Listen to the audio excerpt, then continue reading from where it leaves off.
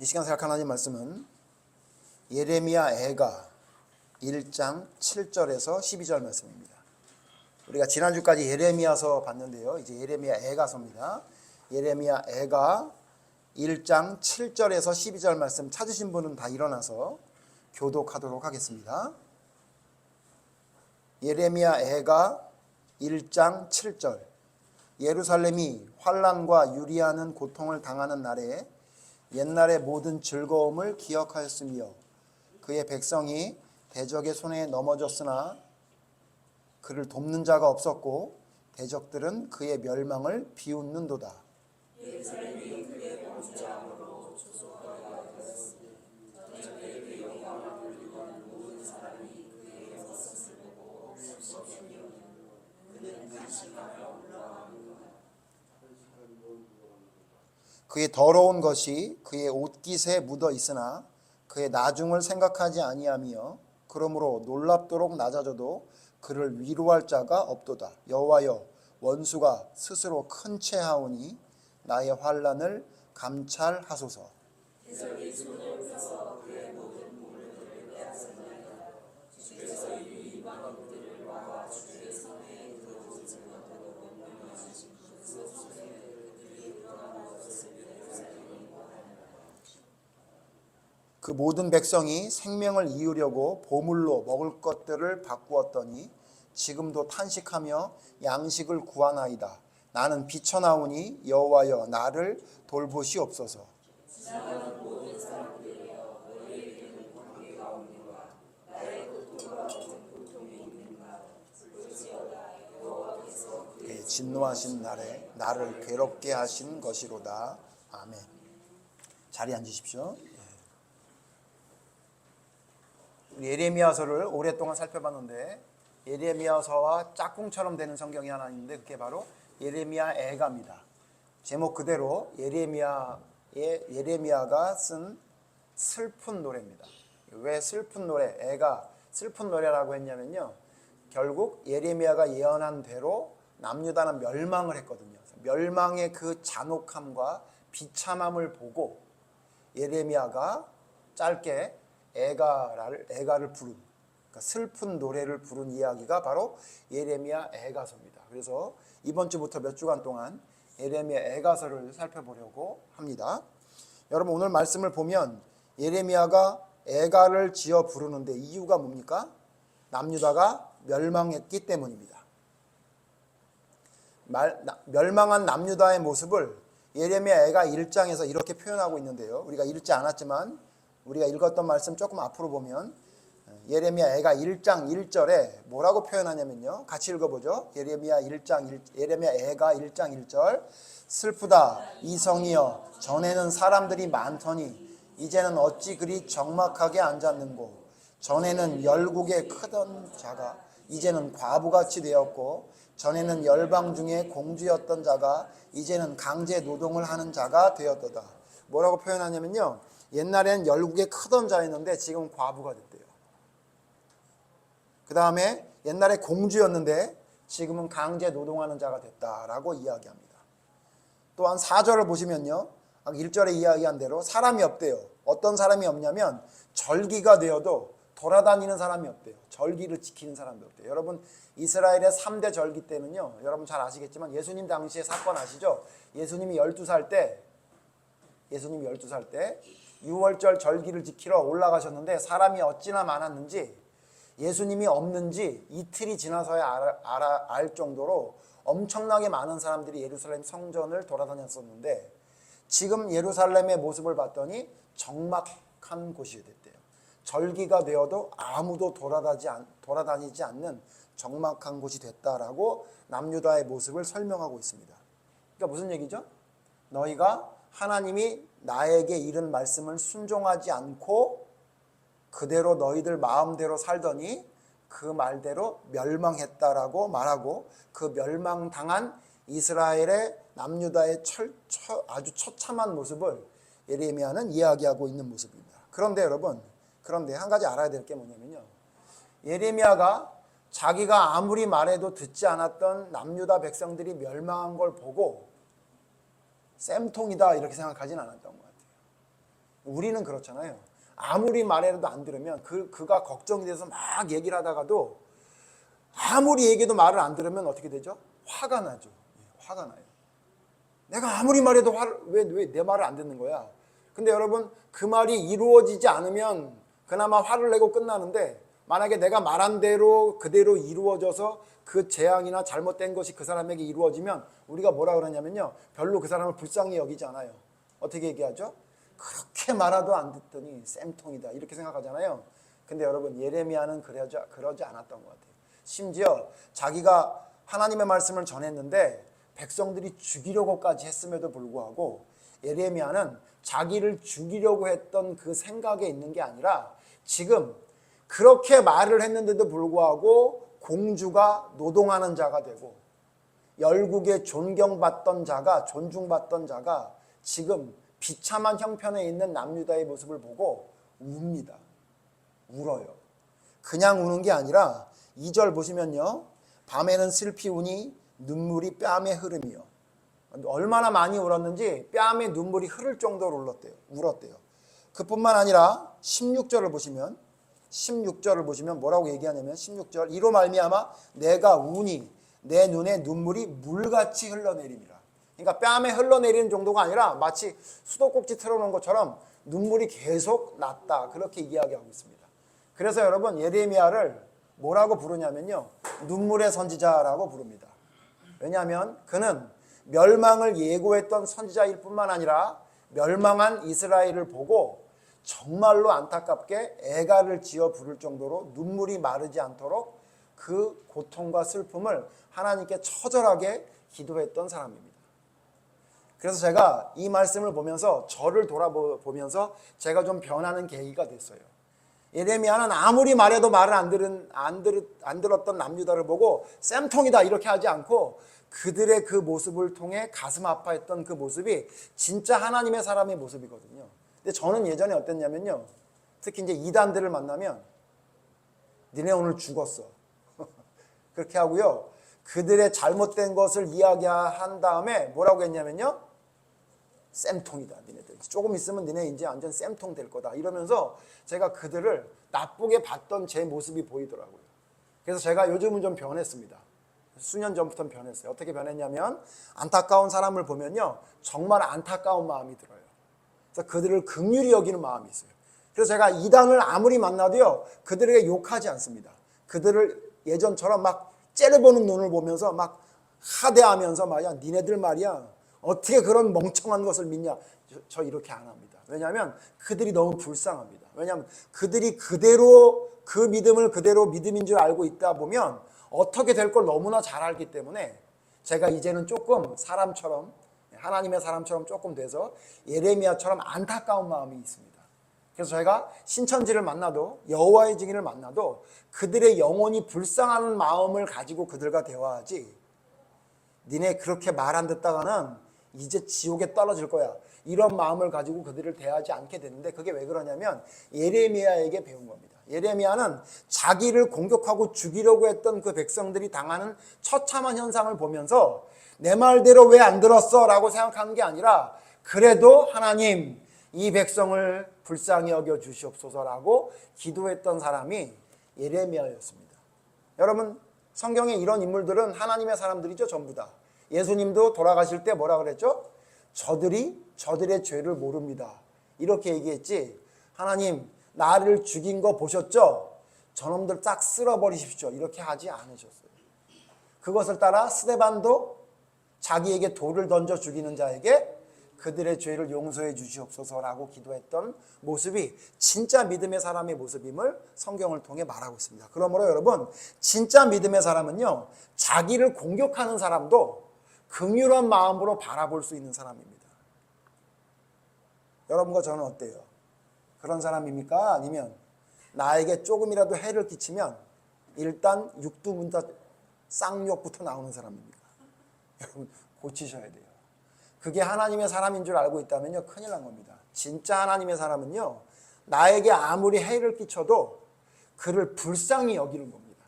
저렇게 살다가는 큰일을 할 텐데 하는 마음으로 그가 하는 행동들이 나에게 피해가 돼서 힘들지만 그를 불쌍히 여기는 마음으로 볼 수 있는 것이 진짜 믿음의 사람이라는 것을 오늘 말씀을 통해 예레미야를 통해 우리가 더욱더 깨닫게 됩니다. 자, 오늘 내용은 그 예레미야의 안타까운 마음을 이야기한 게 아니라 제가 제목을 뭐라고 했냐면 무지의 결과 그랬습니다. 무지라는 건 뭐죠? 무식한 거, 알지 못하는 거예요. 알지 못하는 것의 결과가 어떻게 되냐면 어떻게 된 거죠? 이 망한 겁니다. 그죠? 그런데 이들이 뭘 몰랐는지에 대해서 오늘 읽은 성경을 통해 두 가지 정도를 우리에게 말씀해 주고 있는 것 같아요. 여러분, 오늘 성경을 통해 우리가 성경을 공부하는 이유가 뭐냐면요, 성경에 나와 있는 망한 사람을 보면 우리가 어떻게 생각해야 되죠? 저들처럼 하면 망하는구나를 깨달아야 되는 거예요. 이해되시죠? 그 다음에 여러분, 성경에 축복받은 사람을 보면 어떻게 해야 되죠? 저 사람처럼 살아가게 되면 하나님의 축복을 받을 수 있구나를 여러분 알아야 되는 겁니다. 이렇게 하면 안 돼요. 하나님의 저주가 있는 건 나랑 상관없어, 이렇게 생각하거나 하나님이 나에게 무조건 축복해 줄 거야, 이렇게 생각하면 안 돼요.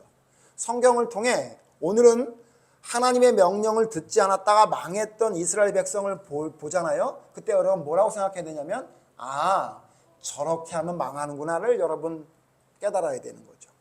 또한 성경에 축복받은 사람을 보면 하나님의 사람은 다 축복해 주는구나, 이렇게 생각하면 안 되고요. 저 사람이 왜 축복을 받았는지를 봐야 돼요.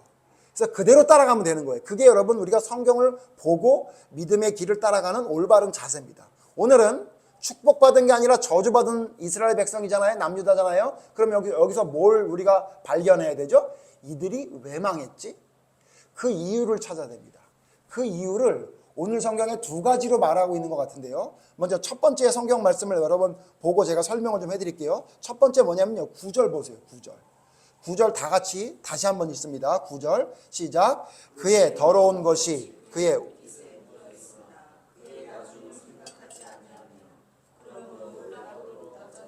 그를 위로할 자가 없도다. 여기까지 보겠습니다. 여러분, 오늘 첫 번째 이 이스라엘 백성들이 도대체 왜 망했는지, 이들이 뭐가 문제였는지를 알 수 있는 첫 번째 말씀이 9절에 있는데, 이 9절에 있는 말씀을 제가 이렇게 요약했습니다. 뭐라고 했냐면 옷깃에 묻은 죄, 이렇게 했어요. 옷깃에 묻은 죄.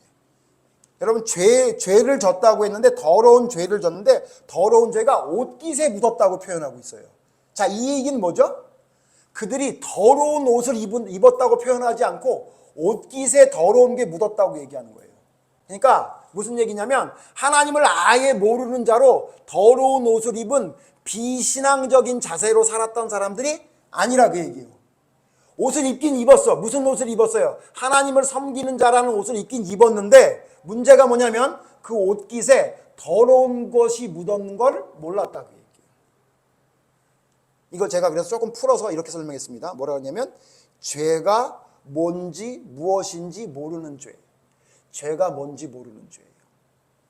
좀 설명을 드릴게요. 무슨 얘기냐면 뭐가 죄라고 생각했냐면 이스라엘 백성들은요, 하나님을 섬기지 않는 이방 사람들이 죄라고 생각했던 것 같아요. 근데 하나님은 뭐라고 말씀하시냐면 그것도 죄예요. 그러니까 하나님의 옷을 안 입고 세상의 옷을 입었어. 세상 사람. 그거 죄예요.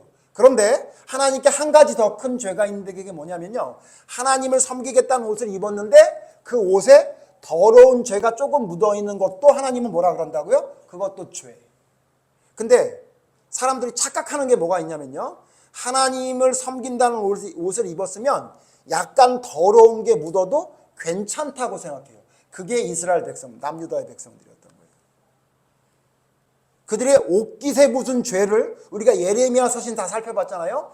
그들이 옷깃에 묻었던 죄라고 했던 그 죄를 예레미야서에서는 뭐라고 말하고 있죠? 제가 두 가지로 정리해봤어요. 어떤 죄죠? 하나님의 말씀대로 행하지 않고 내 뜻대로 행한 죄예요. 그렇죠?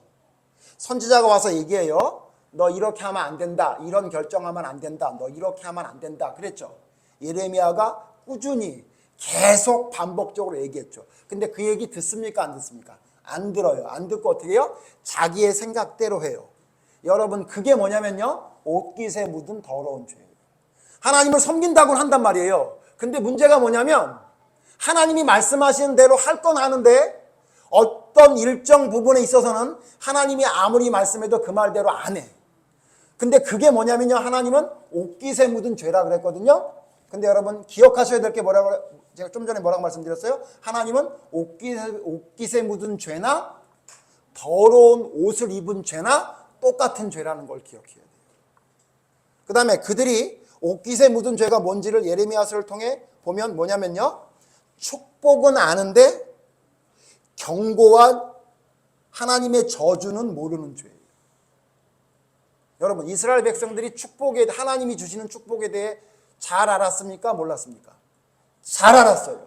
너무너무 잘 알았어요. 하나님이 주시는 축복에 대해서는 무지한 자가 하나도 없을 정도로 하나님이 주신 축복은 너무나 잘 알았어요. 그래서 하나님 말씀에 순종하면, 아니 하나님의 사람이라면 하나님이 어떻게 한대요? 하나님이 적군을 물리쳐 줄 걸 믿었어요. 아직 적군이 물리쳐지지 않았음에도 불구하고, 적군과 대치하는 상황임에도 불구하고 뭘 믿었냐면요, 하나님이 저 적군을 물리쳐 줄 거라는 걸 믿었어요. 축복을 믿었던 거예요. 근데 문제가 뭐냐면 축복은 제대로 알아서 믿었는데 그들이 뭘 몰랐냐면요, 하나님 말씀대로 제대로 순종하지 않으면, 오늘 성경 말씀대로라면 하나님을 섬긴다는 옷은 입었는데 네가 내 말대로 순종하지 않으면 옷깃에 더러운 죄가 묻어 있는데 그를 심판한다는 사실을 몰랐던 거예요. 제가 요즘 자주 말씀드리는 내용입니다, 여러분. 하나님이 우리에게 주시는 축복을, 제가 심지어는 너무 지나치게 이렇게까지 말씀드렸죠. 하나님이 우리에게 어떤 축복을 주시는지 몰라도 된다, 이렇게까지 얘기했죠. 왜 그래요? 우리가 몰라도 그 축복은 반드시 주시니까. 근데 여러분 이스라엘 백성들은 하나님이 주신 축복에 대해서는 모르지 않았다니까. 너무 잘 알았어요. 근데 문제가 뭐예요? 하나님 말씀대로 순종하지 않는 자, 하나님을 섬긴다고 하면서 하나님 말씀대로 순종하지 않는 자에게 임하는 저주에 대해서는 너무 몰랐던 거예요. 그러니까 이 옷깃에 묻은 죄라는 게 무슨 얘기냐면요, 하나님은 섬긴다고 하는데 하나님 말씀대로 순종하지 않는 거예요. 하나님을 섬긴다고 하는데 내가 원하는 것만 잘 알고 있는 거예요. 하나님의 전체적인 말씀을 모르고 있는 거예요. 그게 옷깃에 묻은 죄예요. 자, 여러분, 옷깃에 묻은 죄 조금 묻었으면 끝나는 건가요? 아니라고요. 아니라고요.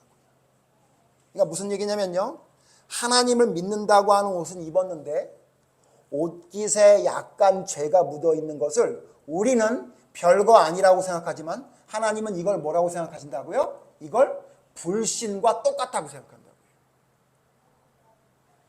자, 두 번째, 이들에게 어떤 죄가 있나 했더니 더러운 것이 옷깃에 묻은 죄. 죄가 뭔지를, 하나님이 정하시는 죄가 뭔지를 모르는 거예요. 인간이 정한 죄만 알고 있는 거예요. 하나님이 정한 죄는 뭐냐면요, 옷깃에만 묻어도 안 되는 거예요. 그런데 자기가 마음대로 죄에 대해 생각했어요. 그러니까 옷깃에 묻은 정도는 알지도 못할 정도로 무지해졌지만 또 약간 묻어도 괜찮다는 생각을 가지고 있으면 그건 뭐냐? 죄에 대해 제대로 모르고 있는 거예요. 두 번째, 이들의 죄가 뭔지를 뭐라고 설명했는지 봤더니 11절에 이렇게 말하고 있어요. 11절 다시 한번 같이 읽습니다. 11절 시작. 그 모든 백성,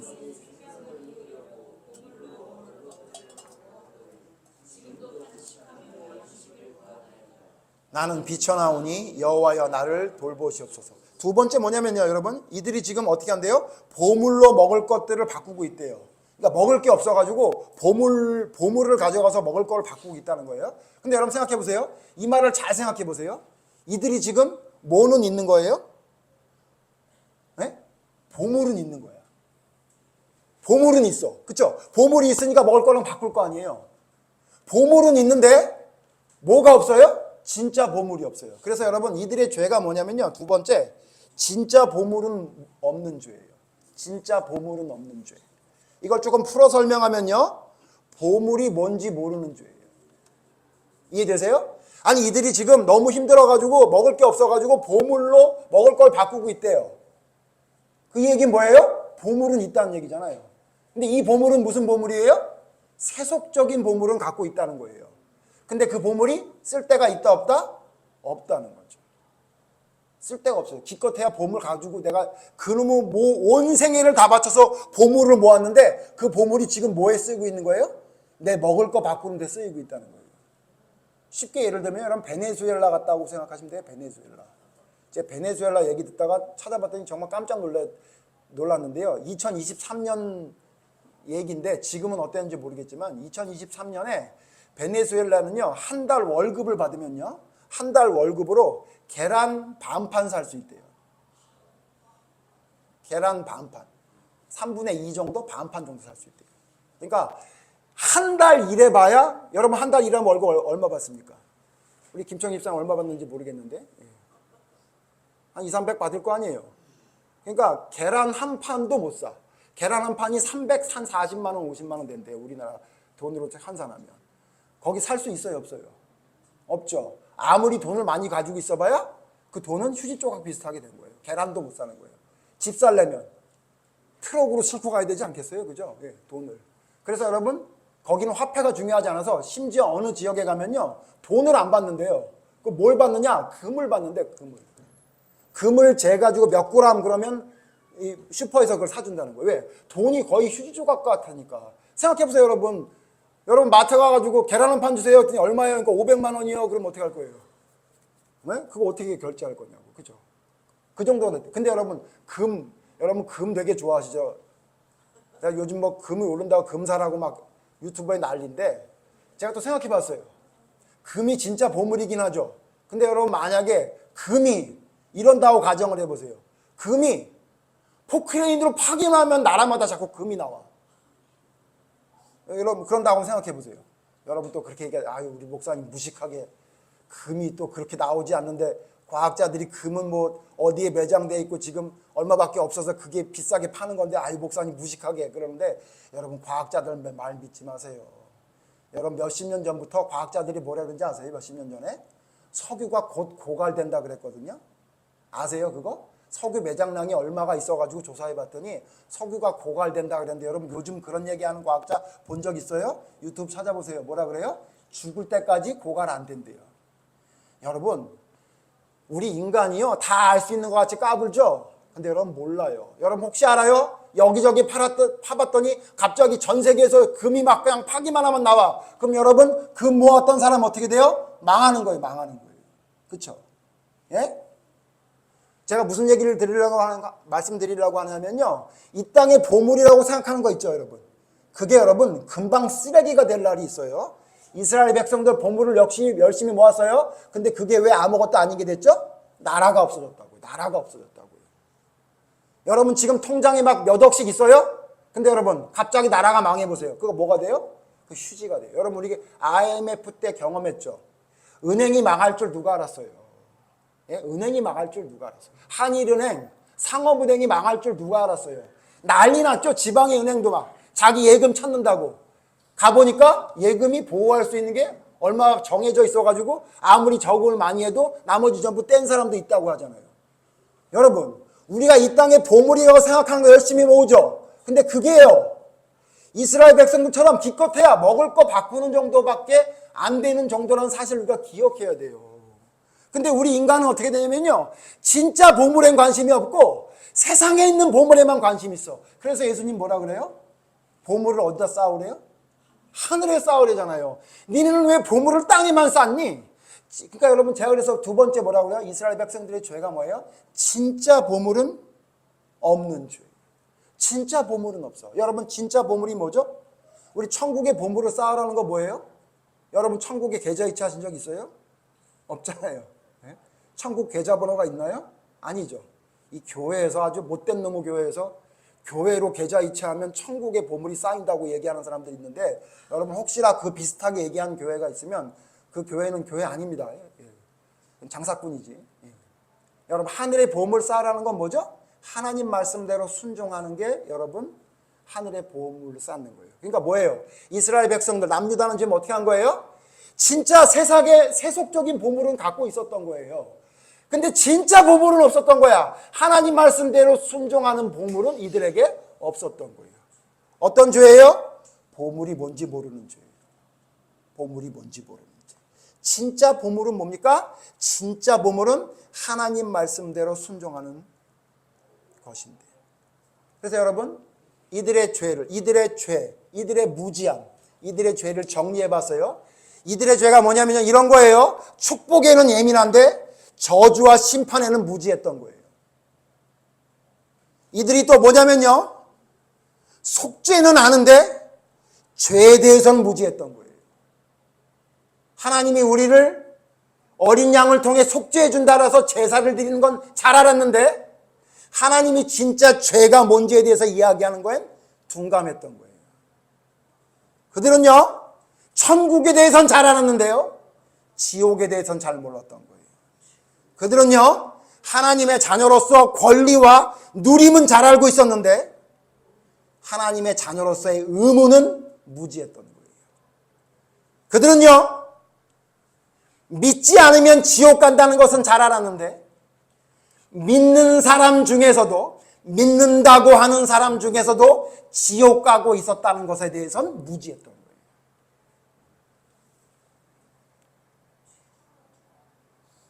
왜 이 말씀을 드리는 것 같아요? 우리 어때요? 우리 어떻습니까? 우리 어때요? 속죄는 잘 아세요? 예수님 나를 위해 돌아가셨다는 건 여러분 너무너무 잘 알고 있죠. 그래서 하나님이 백성이 된 건 잘 알고 있죠. 근데 그거로 끝이에요? 예수님이 우리를 속죄한 죄는, 우리의 죄를 속죄해놨다는 건 아는데 내가 짓는 죄는 괜찮아요? 옷깃에 묻은 죄 어떡할 거예요? 하나님 말씀대로 순종하지 않는 죄 어떡할 거냐고. 괜찮아요? 착각이에요, 여러분. 그리고 여러분, 믿으면 구원받는 거 아시죠? 근데 여러분, 성경에 믿는다고 하는 자들 중에 하나님께 버림받는다는 사실을 성경이 창세기부터 계시록까지 이렇게 자세하게 얘기하는데 그거 알고 있어요? 거기에 대해 신경 쓰고 있어요? 내가 혹시나 그 길을 가고 있는지 생각해 보셨어요? 여러분, 만약에 이와 같은 것에 집중하지 않는다면 이스라엘 백성들이 가는 길을 따라간 겁니다.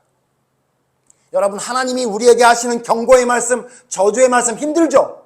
힘들어요. 저도 힘들어요. 근데 여러분, 그 말씀을 외면한다고 외면되는 게 아니에요. 아무리 그 말씀이 나에겐 상관이 없다고 내가 아무리 100번, 1000번 되뇌어도 여러분, 진실은 가려지거나 피해갈 수 없는 겁니다. 그러므로 여러분, 무지한 것은 뭐에 대한 무지입니까? 내가 아는 것만 알고 하나님이 하셨던 말씀 중에 불편한 것은 잘 모르는 무지는요, 우리를 망하게 합니다. 제가 예를 하나 좀 들어드리면 쉽게 이해할 수 있을 것 같아요. 제가 사실은 오늘 예배 시간을 통해 저의 어떤 부분을 고백을 해야 될 것 같아요. 인정을 해야 될 부분이 있는 것 같아서 오늘 제가 인정을 해야 될 것 같습니다. 저의 아주 충격적인 고백이니까 여러분 잘 들어주십시오. 제가 사실은 그래서 교통부에 건의를 할까 이런 생각을 하고 있습니다. 저는 정록색약입니다. 근데 여러분 오해하시지 말 것은 적색과 녹색을 아예 못 보는 게 아니라 연적색, 연녹색 이런 걸 잘 못 봅니다. 적색, 녹색, 원색은 다 봅니다. 그런데 아주 흐린 색들. 그래서 제가 제일 싫어하는 게 색깔을 이야기할 때 제일 싫은 게 연이란 단어가 붙으면 싫어해요. 연분홍 이런 거 아주 엄청 싫어합니다. 분홍은 제가 분명히 보여요. 근데 연분홍은 연분홍이 되는 순간 이게 다른 색깔로 보이기 시작해요. 솔직히 고백하겠습니다. 제 아내가 우리 딸과 함께 색깔을 잘 모르는 걸 고백해라 그랬는데 연분홍이 되면 자꾸 그 연한 분홍이 되면 저는 점점 그 색이 흰색으로 보입니다. 실제로. 그 다음에 녹색이 점점 연해지면 전 회색으로 보입니다. 그래서 그 연한 색깔이 섞이면 제가 참 구별을 잘 못합니다. 그런데 도로에 왜 분홍색과 초록색으로 선을 그어 놓습니까? 처음 그어 놓았을 땐 제가 분명히 보여요. 진하니까. 근데 여러분, 도로가 점점 차량이 자꾸 밟혀지고 비가 오면 그 색깔이 흐려집니다. 연분홍이 되고 연초록이 돼요. 그러면 내비가 뭐라 그러냐면 저한테 분홍색 길로 가십시오. 그러면 저는 그게 분홍색으로 안 보입니다. 초록색 길로 가십시오. 그러면 전 초록색으로 안 보인다고요. 맨날 진하게 치는 오토가 나 같은 정록색약은 어떻게 하라고, 어느 길로 가라고 그렇게 안내를 해줍니까? 여러분, 제가 색깔을 잘 몰라서 어떤 일이 벌어지겠습니까? 분홍색 길로 들어가십시오 그랬는데 초록색 길로 들어가면 어떻게 됩니까? 다른 길로 가요. 그럼 내비가 승질냅니다. 유턴하십시오. 유턴하십시오. 이렇게 얘기합니다. 자, 보세요. 색깔을 제대로 몰라요. 잘 들으셔야 돼요. 제가 이 얘기를 왜 하냐면요. 제가 오해하시면 안 돼요. 빨주노포 파남보를 아예 모르는 게 아니에요. 제 생명은 아니라고요. 자꾸 저를 강아지 눈처럼 생각하는 사람이 있는데 그건 아니고요. 그건 분명히 안다고요. 근데 뭐가 모른다고요? 디테일한 색을 모르는 거예요. 그래서 저는 크레파스를 12칼라 말고 24, 36칼라를 왜 쓰는지 잘 모릅니다. 여러분 이거 제 잘못이 아니에요. 우리 어머니가 저를 유전적으로 이렇게 낳으신 겁니다. 자, 그런데 여러분 보세요. 그럼 어떻게 된다고요? 연한 색을 모르게 되면 어떻게 돼요? 내비가 말하는 대로 잘 못 가니까 다른 길로 가게 되죠. 문제가 생긴다고요. 근데 여러분 내비가 잘못된 길을 가는 건 까짓 거 갔다가 유턴하면 되잖아요. 그건 별거 아니라고요. 뭐가 문제라고요? 여러분 하나님의 말씀을 뭐만 알고 있어요? 속죄만 알아요? 천국만 알아요? 하나님의 자녀로서 받는 축복만 알고 누리고 권세를 누리고 막 그 뜻대로 살아가는 기쁨만 알아요? 그럼 어떻게 돼요? 큰일 난다고요. 연분홍 어떻게 할 거냐고요. 연초록 어떻게 할 거냐고요. 다 알아야 된다고요. 저처럼 색깔을 세밀한 것까지 구분하지 못하면 잘못된 길로 들어갈 수 있다고요. 그러므로 여러분 어떻게 돼요? 다 알아야 돼요. 그러므로 하나님 말씀을 내가 원하는 것만 받아들이려고 하는 자세로 가잖아요. 그러면 잘못된 길로 가는 거예요. 제가 이런 말씀을 이야기하면 믿지 않는 사람은 별로 불편하지 않는데 믿는다고 하는 사람이 불편하는 사람들을 너무 많이 만나요. 뭐라고 얘기하냐면 목사님 왜 꼭 기분 나쁜 얘기만 합니까? 이렇게 얘기해요. 왜 꼭 하나님께서 주시는 축복은 얘기하지 않고 하나님 말씀대로 순종하지 않는 저주만 자꾸 얘기하십니까? 그러니까 교회에 교인이 없는 겁니다. 그렇게 얘기해요. 괜찮아요. 괜찮아요.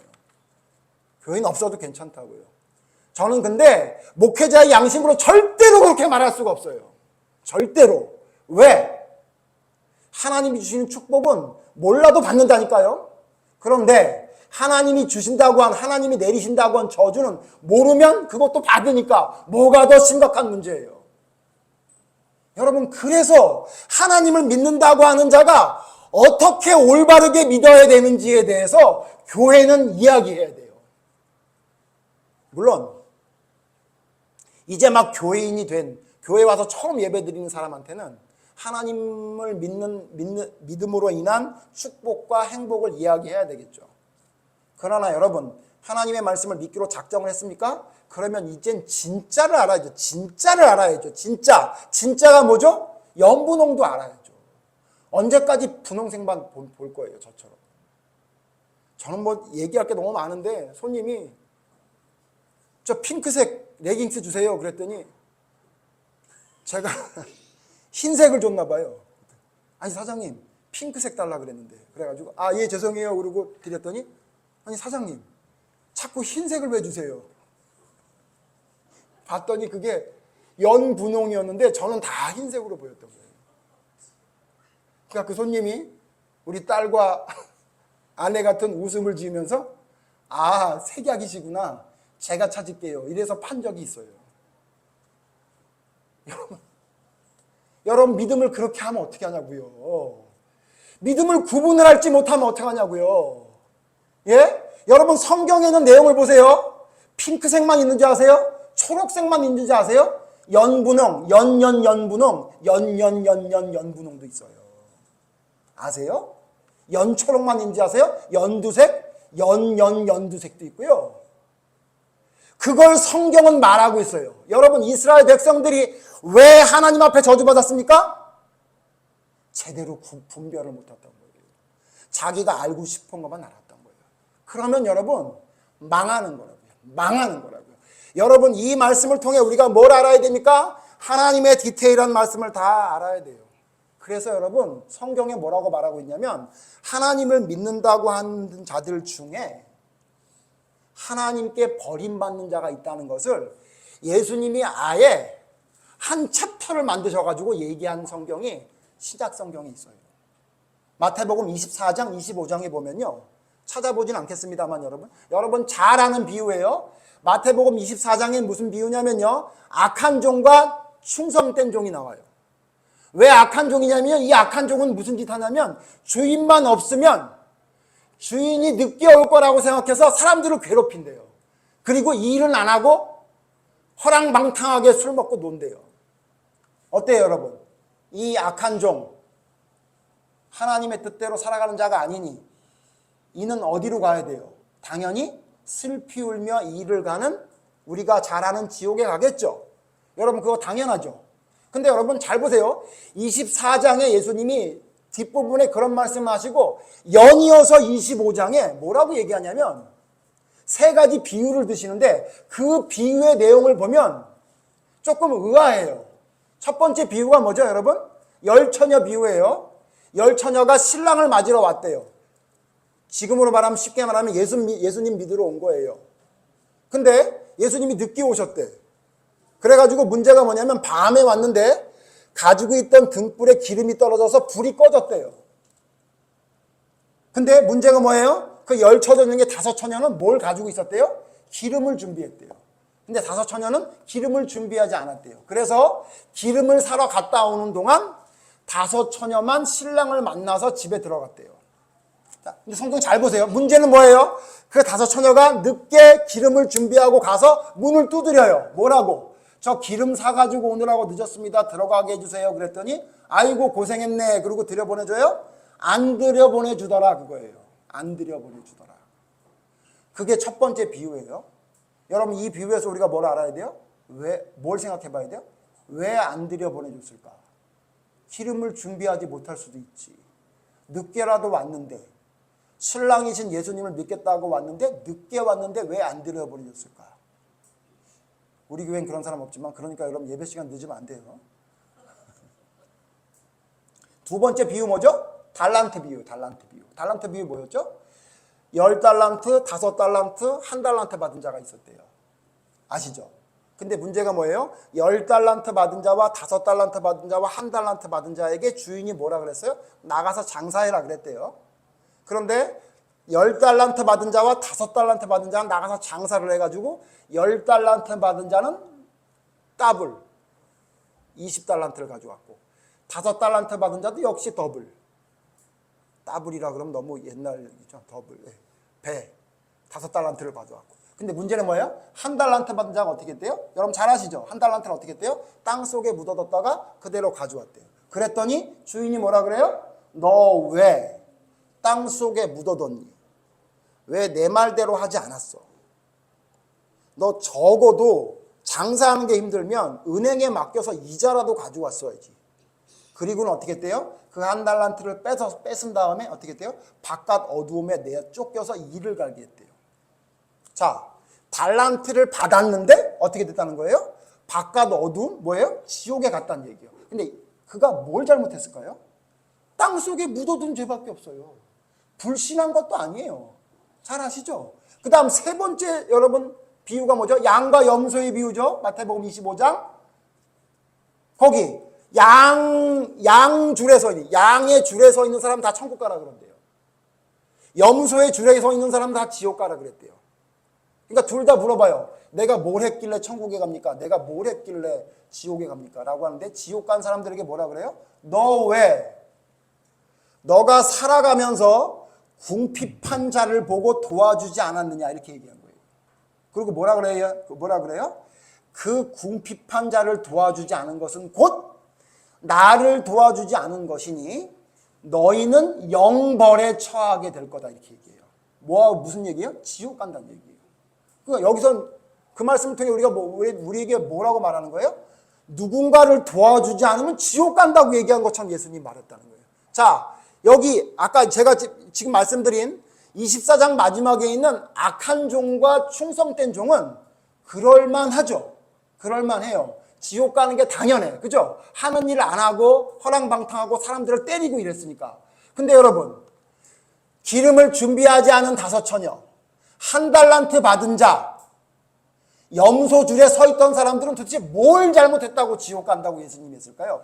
예수님이 했던 거예요. 예수님이. 뭐죠? 기름을 준비하지 않았으니, 네가 아무것도 일을 하지 않았으니, 네가 이웃을 내 몸처럼 사랑하라는 말을 실천하지 않았으니 어떻게 된다는 거예요? 지옥 가라, 그렇게 말하고 있는 거예요. 그러므로 여러분, 오늘 우리가 읽은 말씀하고 연결해 보면요, 옷깃에 묻은 죄가 뭔지 아세요? 준비하라 그러는데 안 준비하는 거예요, 우리가. 그걸 해석이 여러 가지가 많아요. 근데 여러분, 제가 해석을 이야기하는 게 아니에요. 그냥 성경 그대로 얘기하는 거예요. 뭔가 준비하지 않으면 신부 옷을 입고 왔는데도 불구하고 못 들어간다, 그 얘기예요. 그쵸? 성경이 분명히. 뭐 제가 해석하는 거 아니잖아요. 그대로 말씀드리는 거죠. 그 다음 뭐예요? 하나님께 뭘 받았어. 받았는데 아무것도 안 하고 가만히 있으면 어떻게 된다는 거예요? 지옥 간다, 그 얘기잖아요. 그쵸? 뭐 해석할 필요 없어. 그 달란트가 뭔지를 해석할 필요도 없어. 하나님께 뭘 받았는데 아무것도 안 하고 가만히 있다가 가면 지옥 간다, 그 얘기예요. 그죠? 그 다음에 해석을 해주시는 거 같은데 마지막에 뭐예요? 네가 살아가면서 궁핍한 사람을 보고 안 도와주면 너는 지옥이다, 이렇게 말하고 있다고요. 우리 돌아보자고요. 우리를 돌아보자. 성경 말씀 왜 본다고요? 나를 돌아보려고 보는 거예요. 제가 여러분에게 말씀드리는 건요, 여러분 제대로 안 들으셨어도 돼요. 집에 가서 성경 지금 봤던 말씀을 한번 펼쳐서 잘 보세요. 그래서 나에게 적용시켜야 돼. 내가 어떤가. 여러분 어때요? 옷깃에 더러운 거 묻었어요, 안 묻었어요? 묻었어요? 뭘 준비하는데 준비 안 하고 계세요? 혹은 뭘 받았는데 아무것도 안 하고 있어요? 혹은 어려운 삶을 보고도 자기 배만 두드리면서 그냥 살고 있어요? 그럼 지옥 간다는 얘기라고요. 예? 어떤 사람도 하나님을 믿겠다고 작정하고 옷을 입고 나와도 안 된다, 그 얘기예요. 여러분, 교회 안에 지옥 갈 사람 엄청 많습니다.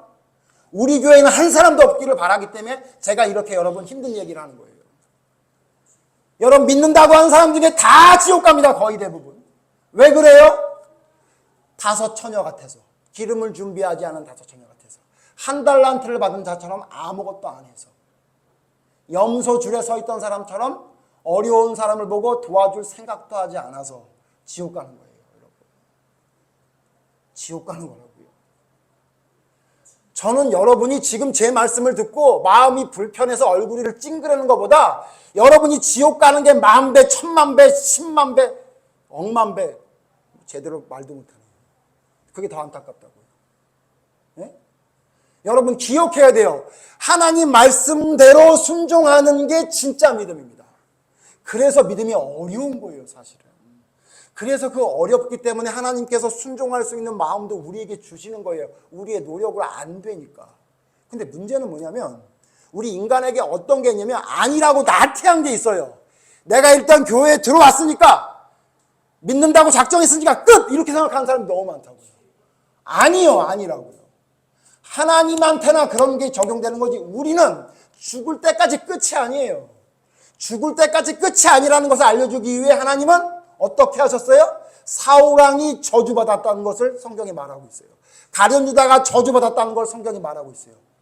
예수님의 제자가 됐고 이스라엘의 왕이 돼도 그의 말년에 하나님 앞에 버림받을 수 있다는 것을 성경에 곳곳에 얘기하고 있어요. 왜? 우리가 그 길을 따라가지 말라고. 우리가 그 길을 따라가지 말라고. 그러므로 오늘 성경을 통해 우리가 배워야 될 게 뭐냐면 깨달아야 될 게 뭐냐면요. 여러분, 옷깃에 묻은 죄를 가볍게 여기지 마십시오.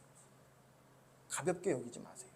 당장 해결이 안 돼도요, 옷깃에 묻은 죄 때문에 피눈물을 흘리는 예레미야의 애가가 우리의 믿음의 고백이어야 됩니다.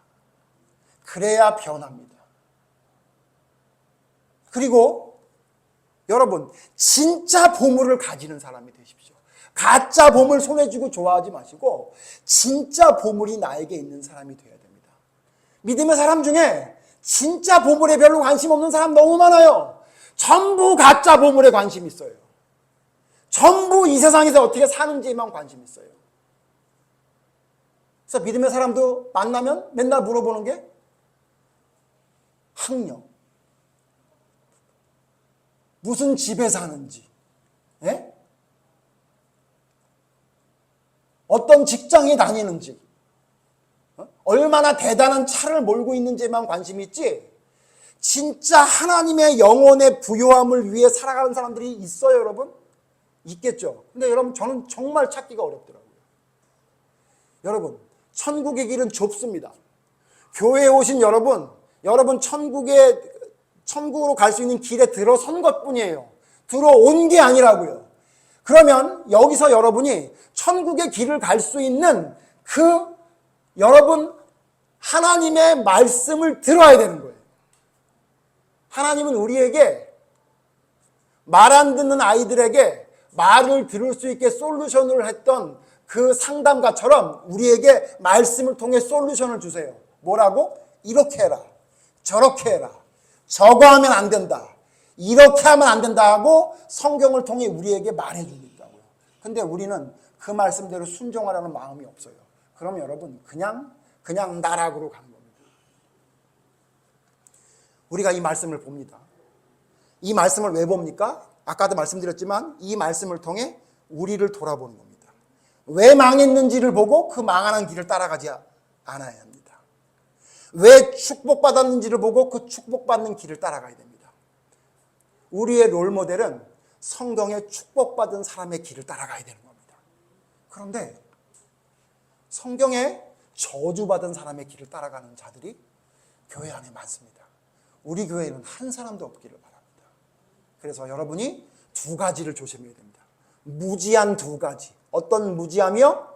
옷깃에 죄가 묻은 정도는 괜찮겠지. 안 됩니다. 안 됩니다. 하나님 말씀대로 순종하지 않는 옷깃에 묻은 죄를 빨리 예수 그리스도의 피로 빨아서 깨끗하게 만들어야 됩니다. 여러분 아무리 빨아도 또 묻을 겁니다. 그러면 또 빨아야 됩니다. 여러분 옷 몇 번 빠세요? 한 번 빨았다고 끝나요? 아니죠. 계속 빨죠. 왜 그래요? 세상에 더러운 것이 묻죠. 그럼 또 빨면 돼요. 그래서 예수님을 우리에게 보내주신 거예요. 예수의 이름만 가지고 진정한 회개로 나가면 어떤 죄를 몇 번을 저질러도 용서해 주시겠다고 약속하셨습니다. 근데 이걸 오해해가지고 예수님이 어떤 죄를 용서해 준다는 것 때문에 한 번 하나님 앞에 고백하고 나의 죄를 자복하면 끝! 천만의 말씀이에요. 천만의 말씀. 천만의 말씀. 그럼 여러분 성경에 있는 하나님께 버림받은 사람 다 구원받아야 돼요. 네. 그렇기 때문에 여러분 우리가 기억해야 돼요. 옷깃에 묻은 작은 죄 여러분 가볍게 여기지 마십시오. 두 번째 여러분 뭐라고요? 이 세상의 보물에 눈을 너무 두지 마세요. 이거 다 없어집니다. 아무것도 아닙니다. 이거. 진짜 보물을 하늘에 쌓을 수 있는 사람이 되어야 됩니다. 에이, 예수 믿으면 좋을 줄 알았더니 말씀 중심 교회 갔더니 왜 이렇게 어려운 얘기만 하는 거야? 그럴지 모르겠어요. 뭐가 진짜인지는 여러분 성경을 보십시오.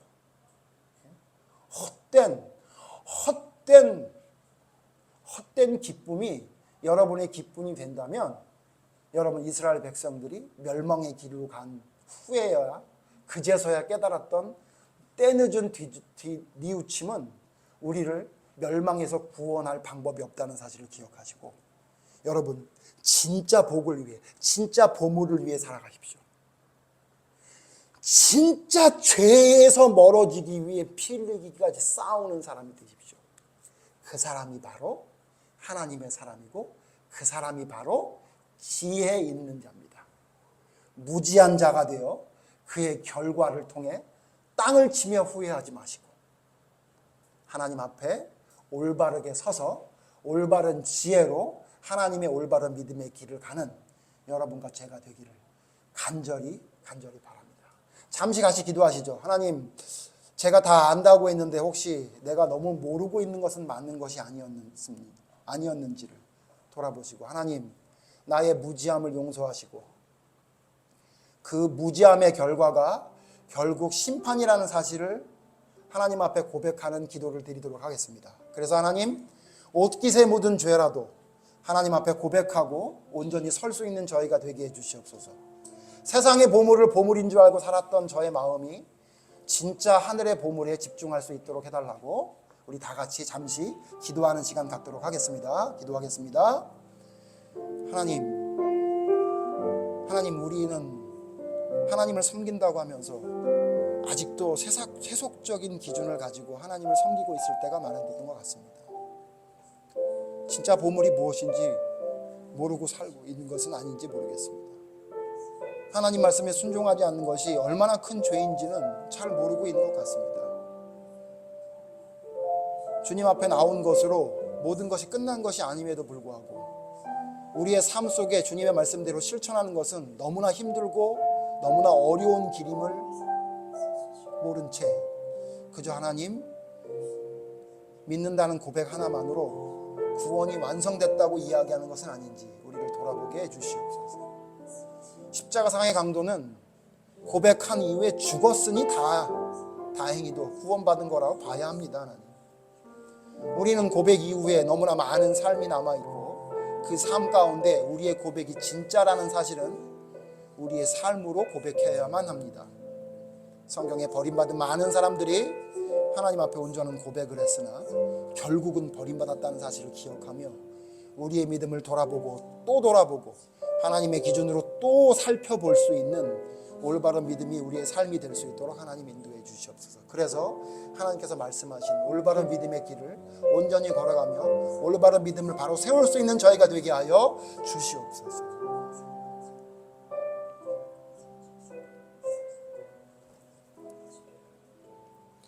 하나님, 무지한 자가 되지 않기를 바랍니다. 죄가 뭔지 모르는 자가 되지 않기를 바랍니다. 우리의 기준으로 죄를 판단하는 것이 아니라 하나님의 기준으로 죄가 무엇인지를 볼 수 있는 눈을, 지혜를 허락해 주시옵소서.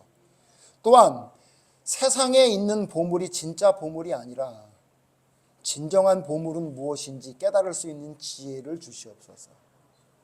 그래서 미련한 길을 따라가는 미련한 자가 되지 않게 하시고 하나님의 지혜대로 순종하며 따라갈 수 있는 올바른 믿음을 바로 세울 수 있는 저희가 되게 하여 주시옵소서. 무지의 결과는 너무나 비참하고 심각했다는 것을 예레미야 애가를 통해 우리에게 말씀해 주고 있사오니 하나님, 그들의 멸망의 길을 따라가는 자가 되지 않게 하시고 하나님 앞에 순종하는 자에게 하나님이 함께 하셨던 그 축복의 길을 따라가는 순종의 축복을 따라가는 저희가 될 수 있도록 하나님 이끌어 주시옵소서. 귀한 말씀이 우리의 삶의 기준이 되어 우리의 삶을 변화시키며 우리의 생각을 변화시키는 놀라운 능력이 되기를 바랍니다. 하나님의 놀라운 능력이 우리의 삶 속에 임하여 올바른 믿음에 온전히 설 수 있는 저희가 될 수 있도록 성령님 인도하며 이끌어 주시옵소서. 예수님 이름으로 기도드립니다. 아멘.